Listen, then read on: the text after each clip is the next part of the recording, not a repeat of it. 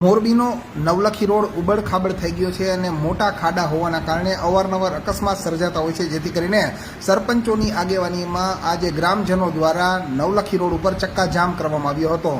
મોરબી જિલ્લામાં મોટાભાગના રોડ રસ્તા દયનીય હાલતમાં છે, ત્યારે મોરબીનો નવલખી રોડ પણ વખાણવા લાયક નથી, કારણ કે મોરબીથી નવલખી બંદર સુધી જવા માટેનો જે રસ્તો છે તે રસ્તા ઉપર ઠેર ઠેર મોટા ગાબડા પડી ગયા છે અને તે ગાબડામાં માટીના ઢગલા કરવામાં આવતા સતત માટીની ડમરી ઉડતી હોય છે, ખાડા હોય છે, જેથી કરીને લોકોને પારાવાર મુશ્કેલીનો સામનો કરવો પડતો હોય છે। ત્યારે આજે જુદા જુદા ગ્રામ્ય વિસ્તારના સરપંચોની આગેવાની હેઠળ ગ્રામજનો દ્વારા રસ્તો નવલખી રોડ ઉપર સનાતન હોટલ પાસે ચક્કાજામ કરી દેવામાં આવ્યો હતો અને તંત્રને રોડ રિપેર કરવા માટે 48 કલાકનું અલ્ટિમેટમ આપવામાં આવ્યું છે। જો રોડ રિપેર નહીં થાય તો આગામી સમયમાં ઉગ્ર આંદોલન થશે તેવી ચીમકી ઉચ્ચારી છે।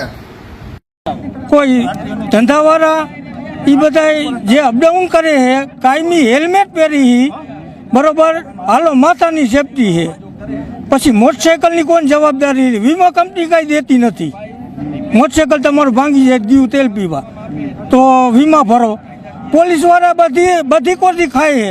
વીમો ન ભર્યો હોય મોટરસાઇકલનો તો કહેશે લાવો આરસી બુક લાવો, ઓલું લાવો એને દંડ જ ભરવાના, ઠેઠ લગી દંડ ભરવાના આવે છે।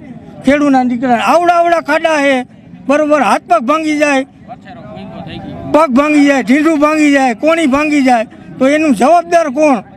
મુખ્ય માંગણી એ છે કે 20 ટન કેપેસિટીના વાહનો જે ચાલતા હોય એની જગ્યાએ જે ચાલીને 70 ટનના ઓવરલોડ કેપેસિટીના જે વાહનો ચાલે છે એને આરટીઓ ભાનમાં લે, જે ભયટા ભૂસ અને જે આ હપ્તાખોરીનું રાજકારણ છે એને બંધ કરાવે।